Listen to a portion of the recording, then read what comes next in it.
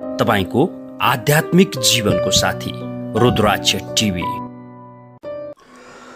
नमस्कार, रुद्राक्ष टिभी प्रेम शर्मा छु साथमा। र आजको विषयवस्तु विशेष त घरमा यी 8 चिज सधैँ लुकाएर राख्नुहोस्। घर भनेको पवित्र स्थल हो, हाम्रो सपना हो, हाम्रो महत्त्वाकांक्षा हो। मानिसको एउटा सपना हुन्छ घर अनि परिवारको। घर भन्ने बित्तिकै कङ्क्रिटको घरको मात्र कुरा आउँदैन, एउटा सपनासँग जोडिन्छ, मान्छेको महत्त्वाकांक्षासँग जोडिन्छ। यो घर भनेको विशेष त भावनाले बनाउने हो, मायाले बनाउने हो, प्रेमले बनाउने हो। कङ्क्रिटको त घर हुँदैन मित्र, यो त कहिलेकाहीँ भूत बङ्गला पनि बन्न सक्छ। त्यहाँ माया भइदिएन, प्रेम भइदिएन भने त्यो चिहान सर पनि हुनसक्छ। त्यसैले यो मायाले, स्नेहले बनाइएको एउटा घर, अनि यो घरभित्र पनि हामीले केही कुराहरूमा चाहिँ अत्याधिक विचार गर्नुपर्ने हुन्छ। परिवार रहन्छ, त्यो घरमा भावना रहन्छ, संवेदना रहन्छ, एउटा एट्याचमेन्ट हुन्छ। घर भन्ने बित्तिकै तपाईँ विदेशमा हुनुहुन्छ, त्यो घरको महत्त्व थाहा हुन्छ मित्र। यी घरमै भइरहँदा घरको महत्त्व थाहा हुँदैन, घर छोड्न मन लाग्छ। तर तपाईँ घरलाई त्यागेर जब बाहिर जानुहुन्छ, अर्काको मुलुकमा जानुहुन्छ, तब त्यो घरको महत्त्व याद आउँछ, परिवारको महत्त्व याद आउँछ। त्यो कारणले पनि घर संवेदनशील पनि हो र महत्त्वपूर्ण विषय पनि हो। एउटा घर बनाउने सबैको चाहना, सुखी परिवार बनाउने सबैको चाहना हुन्छ, तर भने जस्तो नभइरहेको अवस्था। अब यो घरभित्र पनि हामीले केही नियमको पालना गर्नुपर्ने हुन्छ। घरभित्र पनि केही गोप्यता चाहिन्छ, केही गोपनीयता चाहिन्छ, प्राइभेसी भनिन्छ नि। घरभित्र बन्द कमराहरू हुन्छन्, बुझ्नु होला है। सम्बन्ध र स्नेहहरू बाँडिन्छन्, परिवारसँगै मिलेर बसिरहेका हुन्छौँ भने त्यहाँभित्र पनि केही गोपनीयता हुन्छन्। किनभने तपाईँको घरभित्र के चल्छ भन्ने कुरा, सबै कुराहरू समाजलाई देखाइरहनु आवश्यक हुँदैन। त्यही भएर घरभित्र पनि आफ्नो घरलाई बलियो बनाउन चाहनुहुन्छ, मजबुत र टिकाउ बनाउन चाहनुहुन्छ, परिवारलाई बलियो बनाउन चाहनुहुन्छ, परिवार नबिग्रियोस्, भोलिको दिनमा नबाटियोस्, यसका लागि पनि यी 8 कुरा सधैँ लुकाउनुपर्छ। तपाईँले तपाईँका आफन्त नै किन नआउन्, छिमेकी नै तपाईँको घरमा किन नआउन्, तर यी 8 कुरा सदैव तपाईँले लुकाउनुपर्छ है। व्यावहारिक विषय र वस्तुहरू हुन् यी, यो कुरा तपाईँले विचार गर्नुपर्ने हुन्छ। गोप्यता र गोपनीयता आवश्यक पर्दछ, प्राइभेसी जसलाई भनिन्छ। तपाईँ छिमेकी आउनुभयो भन्दैमा अथवा पाहुना आउनुभयो भन्दैमा सबै कुरा छरिपष्ट त पार्नुहुन्न नि। एउटा व्यवस्थित ढङ्गबाट, एउटा सिस्टमेटिक पाराबाट तपाईँले स्वागत सत्कार गर्नुहुन्छ, खानपिनको व्यवस्था गर्नुहुन्छ। केही कुराहरू त्यहाँभित्र पनि गोप्य हुन्छन्, बुझ्नु होला है। परिवारभित्र के चल्छ, श्रीमान श्रीमतीभित्र के चल्छ, त्यो सबै उदाङ्गो पार्नु हुँदैन हो। त्यसैले पनि यो गोपनीयता केमा आवश्यक पर्दछ त, के कुरा लुकाउनुपर्छ। ज्योतिषीय ढङ्गबाट, वास्तुशास्त्रीय ढङ्गबाट र व्यावहारिक ढङ्गबाट हामीले के कुरा लुकाउनुपर्छ त, गोप्य राख्नुपर्छ त। यो घरभित्र पनि आउनुहोस्, चर्चा र परिचर्चा गर्छु। अब तपाईँकै छिमेकी किन नआउन्, पाहुना किन नआउन्, तपाईँको ससुरालीतिरबाट मान्छेहरू किन नआउन्, तपाईँले लुकाउनु पर्ने चिज भनेको पहिलो कुरा कुचो। कुचोलाई यसरी राख्नुहोस् कि यो घरभित्र कोही प्रवेश गर्दा सर्लक्क कुचो नदेखियोस् है। तपाईँले कुचो कसरी राख्नु भएको छ, कहाँ राख्नु भएको छ, कसैको नजर नपरोस्। कुचोलाई त्यसरी लुकाउनुहोस्। किन त भन्दा कुचो भन्ने बित्तिकै लक्ष्मीको कारक हो। लक्ष्मी भन्ने बित्तिकै धन सम्पत्ति वैभवको कारक हो। अनि धन सम्पत्ति वैभव देखाउनुहुन्छ त मान्छेको आँखा लाग्छ, नजर लाग्छ, र 4 चिजलाई बढार्ने पनि हो कुचो। त्यो कारणले गर्दाखेरि यो चिजलाई सदैव एउटा उपकरणका रूपमा लिनुपर्ने हुन्छ। त्यो कारणले गर्दा सदैव लुकाउनुहोस् कि बाहिरबाट सर्लक्क मान्छे छिर्दा कुचो नदेखियोस्। पहिलो गोपनीयता अपनाउनु पर्ने घरभित्र भनेको कुचो। र दोस्रो, पूजा कोठा। बुझ्नु होला है, कोही मान्छे तपाईँको मूल ढोकाबाट छिर्छ, बैठक कोठामा आएर बस्छ र पूजा कोठा देख्छ भने त्यो राम्रो भएन। पूजा कोठा गोप्य रूपमा राख्नुपर्छ, किनभने तपाईँका इष्टदेवहरू हुन्छन्। तपाईँले कुनै देवतालाई भाकिरहनु भएको छ, केही मनोकांक्षा पुरा होस् भन्ने चाहिरहनु भएको छ, तपाईँले कसरी पूजा गर्नुहुन्छ, कुन मन्त्रको प्रयोग गर्नुहुन्छ, यी गोप्य विषय र वस्तुहरू हुन्। तपाईँ र देवता बीचको कुरा हो, यो आत्मा र परमात्माको कुरा हो। यो बाहिरी व्यक्तिलाई देखाउने विषय र वस्तु होइन। त्यही कारणले पूजा कोठा सदैव गोप्य ठाउँमा होस्। हुन त दिशा पूजा कोठाको उत्तर पूर्वको कुना हो। यो उत्तर पूर्वको कुनामा लुकाएरै राख्नुहोस्, देखाएर होइन। तर एउटै कोठा छ भने के गर्ने भन्ने प्रश्न पनि आउँछ। एउटै कोठा छ भने पर्दा लाएर राख्ने। त्यो अनगिन्ती प्रकृतिका मान्छेहरू, अनगिन्ती प्रकृतिका ऊर्जाहरू बोकेर आएका हुन्छन्। कोही राम्रो नियतले तपाईँको घरमा आएका हुन्छन्, कोही खराब नियतका मानिसहरू पनि आएका हुन्छन्। ऊर्जा त फरक फरक प्रकृतिको हुन्छ नि, यस्तो नकारात्मक ऊर्जा बोकेर आएको मान्छे छ भने यो पूजा कोठा नदेखोस् है। यसरी तपाईँले यो गोप्य रूपमा राख्नुपर्ने हुन्छ, गोप्यता भङ्ग नहोस्। यो कुचोको कुरा भने पूजा कोठाको कुरा, किनभने यो एउटै कोठा पनि हुनसक्छ। त्यस्तो अवस्थामा पर्दाले छोप्नुपर्ने अवस्था आउँछ र पूजा गर्ने बेलामा खोल्ने र पूजा गर्ने, अनि पूजा गरिसकेपछि फेरि पर्दा लगाइदिने। अब टोयलेट र बाथरुमको कुरा आउँछ।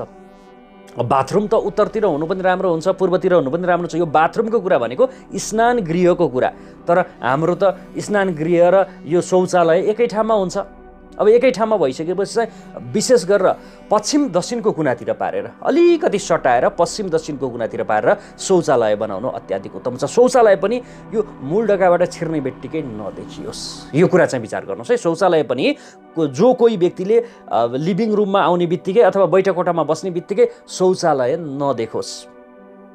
बुझ्नु होला, यसलाई विशेष त नकारात्मक स्थलको रूपमा मानिन्छ। नकारात्मक ऊर्जाहरू धेरै आइरहेका हुन्छन्, अनि यो ठाउँ सर्लक्क मानिसले नदेखोस्। बुझ्नु होला है, यो कुरामा पनि विचार गर्नुपर्ने हुन्छ। अनि भान्सा कोठा, भान्सा कोठा भनेको त विशेष तपाईँको मेरुदण्ड हो घरको। त्यही भान्सा कोठाबाट खाना खाएर तपाईँ बलियो भएर, त्यहीबाट रगत र वीर्य उत्पादन गरेर तपाईँ क्षमतावान बनिरहनु भएको छ। भान्सा कोठा विशेष त सकारात्मक ऊर्जाले भरिएको हुनुपर्छ। मान्छेहरू मूल ढोकाबाट छिर्ने बित्तिकै तपाईँको यो भान्सा कोठा देख्छन् भने यो पनि राम्रो मानिँदैन। बुझ्नु होला है, यो लिभिङ रुम भनिन्छ अथवा बैठक कोठा भनिन्छ, त्योबाट अलिकति पर होस्, छुट्टै होस्। मान्छेले के पकाउँदैछ, कसरी काट्दैछ, किचनमा को छ, यी चिजहरू भनक नपाओस् मानिसले है। खानेकुरा बनेर आएको मात्र देखोस्, तर कसरी बन्यो भन्ने कुरा थाहा नहोस्। केही गोपनीयता आवश्यकता पर्दछ। हरेक मानिसमा गोप्यता चाहिन्छ मित्र। घरका सम्पूर्ण कुराहरू तपाईँ छरिपष्ट पार्नुहुन्छ, मान्छेका अगाडि उदाङ्गो पार्नुहुन्छ भने त अर्थै रहेन नि मित्र। तपाईँको परिवारको सम्मान कहिले पनि हुँदैन। परिवारको सम्मान होस्, परिवारको इज्जत होस्, प्रतिष्ठा होस् भन्नलाई पनि यी विषय र वस्तुहरू विशेष विचार गर्नुपर्छ। अर्को कुरा बेडरुम। जो कोही मान्छेले बेडरुम सर्लक्क नदेखोस् तपाईँको घर छिर्ने बित्तिकै है। श्रीमान श्रीमती सुत्ने बेडरुम छ, त्यो बेडरुममै छिराउने मान्छेहरू अनि बेडरुममै बसाउने, यो कर्म झुकिएर पनि नगर्नुहोस्। श्रीमान श्रीमती सुत्ने बेडरुम भनेको माया र प्रेमले भरिएको बेडरुम हो। तपाईँहरूको ऊर्जा त्यहाँ समाहित हुन्छ, अनि अनेक प्रकृतिका मान्छेहरू, चार दिशाबाट आएका मानिसहरू, अनेक अनेक प्रकृतिका सोच भएका मानिसहरू तपाईँको बेडरुममा आइदिन्छन्, हालिमुहाली त्यहीँ गरिदिन्छन् भने अब त्यहाँ नकारात्मक ऊर्जाको वास भयो, मानिसको नजर लाग्छ मित्र।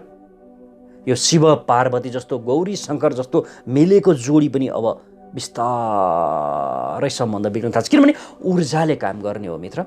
सबै कुरा ऊर्जाले गर्छ। त्यो कारणले गर्दा बेडरुममा सकेसम्म मानिसहरू नछिराउनुहोस् र बेडरुम सर्लक्क देखिने पनि नहोस् है। यो जहाँ बैठक कोठा छ अथवा जहाँ लिभिङ रुम छ, तपाईँहरू त्यहाँ बस्नुहुन्छ, पाहुनाहरू आउँदा त्यहाँबाट यो बेडरुम नदेखियोस्। कतिको त बानी नै हुन्छ कि कहाँ के छ भनेर चियाउने, यस्तो प्रकृतिको मान्छेहरूले भनक पनि नपाउने कि तपाईँको बेडरुम कहाँनिर छ। यी सम्पूर्ण कुराहरू गोप्य होस् है। यो ऊर्जाको कुरा आउँछ, तपाईँहरूको सम्बन्ध बिगार्नमा पनि ठुलो हात हुन्छ यसरी मानिसहरूको नजरले। त्यो कारणले गर्दा पनि अझ कतिको बानी त के हुन्छ भने बेडरुममै श्रीमती माइत गएको बेला साथीभाइ ल्याउने अनि मदिरापान गर्ने र श्रीमती सुत्ने ठाउँमै आफ्नो साथीलाई सुताइदिने। यसो गर्दै हुनुहुन्छ भने चाहिँ अब बर्बादीको दिन सुरु भयो। बुझ्नु होला है, अब माया प्रेम रहँदैन, तपाईँहरूमा नकारात्मक ऊर्जाको बास हुन थाल्छ। यो कारणले गर्दा पनि विशेष त साथीभाइ ल्याउने, बेडरुममै खाना खुवाउने, यो काम बन्द गर्नुहोस् है, तपाईँको घर नबिग्रियोस्। त्यो कारणले पनि मैले तपाईँलाई बताइरहेको छु। यी विषय र वस्तुहरूमा विशेष ध्यान दिनुपर्छ। प्राइभेसी भन्ने चिज हुन्छ मित्र, गोपनीयता, यो गोप्य कुरा हुन्छ।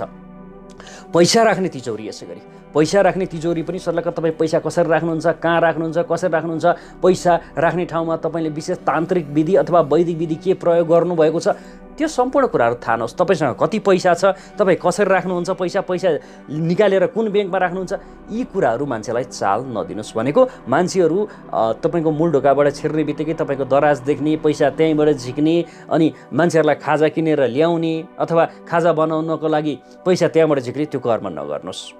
तपाईँको दराज गोप्य स्थानमा होस् अथवा तपाईँको तिजोरी गोप्य स्थानमा होस्। सबै मानिसले भनक नपाउने कि तपाईँले पैसा कहाँ र कसरी राख्नु भएको छ। नजर हो मित्र, यहाँ हराम पनि छन्, राम पनि छन्। रामको नजर परे त ठिकै हो, तर हरामको नजर पर्यो भने अब बर्बादीको दिन सुरु हुन्छ। त्यसैले यो तिजोरीको सन्दर्भको कुरा, पैसा राख्ने सन्दर्भको कुरा पनि गोप्य रूपमा तपाईँले लुकाएरै राख्नुपर्ने हुन्छ भने अब तपाईँ घर बसिरहँदा तपाईँले आफ्नो शरीरमा याद गर्नुपर्ने कुरा, कतिपय मानिस त आफ्नै घर हो भन्ने, अनि गर्मी मौसम छ, तल हाफ प्यान्ट मात्र लाउने अनि बस्ने, माथि उदाङ्गै पारेर बस्ने, यस्तो बानी तपाईँको हो भने बुझ्नुहोस् कि यो तपाईँ गलत गर्दै हुनुहुन्छ।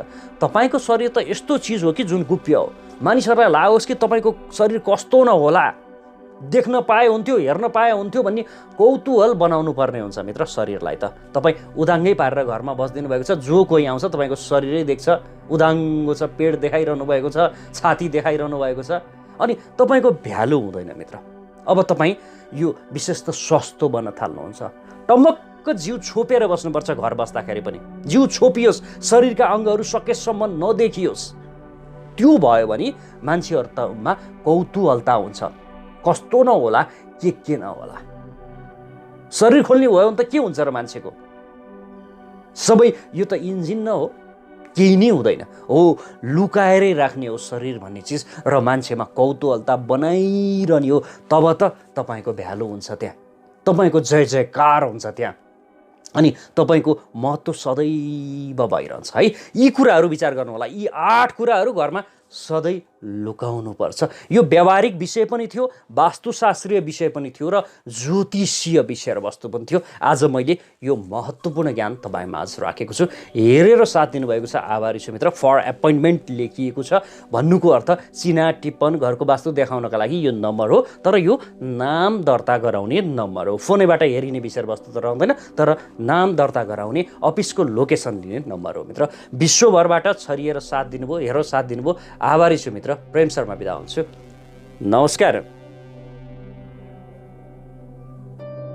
तपाईको आध्यात्मिक जीवनको साथी रुद्राक्ष टिभी।